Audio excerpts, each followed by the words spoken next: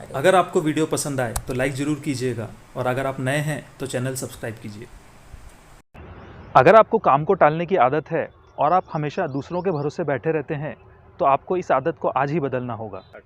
काम को टालना मतलब अपना कीमती समय बर्बाद कर देना और एक अच्छा मौका गंवा देना।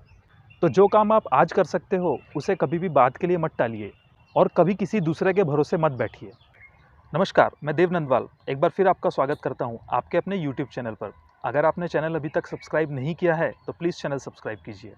एक समय की बात है, एक चिड़िया ने अपना घोंसला एक किसान के खेत में बनाया। कुछ समय बाद उसने उसमें अंडे दिए।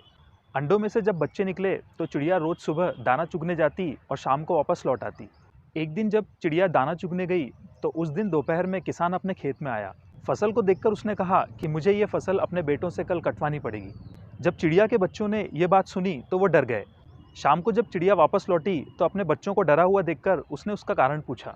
बच्चों ने सारी बात अपनी माँ को बता दी। तब चिड़िया ने कहा कि तुम्हें डरने की कोई ज़रूरत नहीं है, कल ऐसा कुछ नहीं होगा।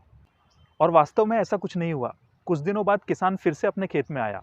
अब उसने फिर से अपनी फसल को देखा। इस बार भी उसने अपनी वही बात दोहराई कि कल मैं अपने बेटों से यह फसल कटवा दूंगा। शाम को जब चिड़िया वापस लौटी तो बच्चों ने फिर से उसे सारी बात बता दी। इस बार भी चिड़िया ने कहा कि तुम्हें डरने की कोई ज़रूरत नहीं है, ऐसा कुछ नहीं होगा। लगभग 2-3 दिन बाद किसान वापस से खेत में आया और इस बार उसने कहा कि कल तो यह फसल मैं खुद ही काटूंगा।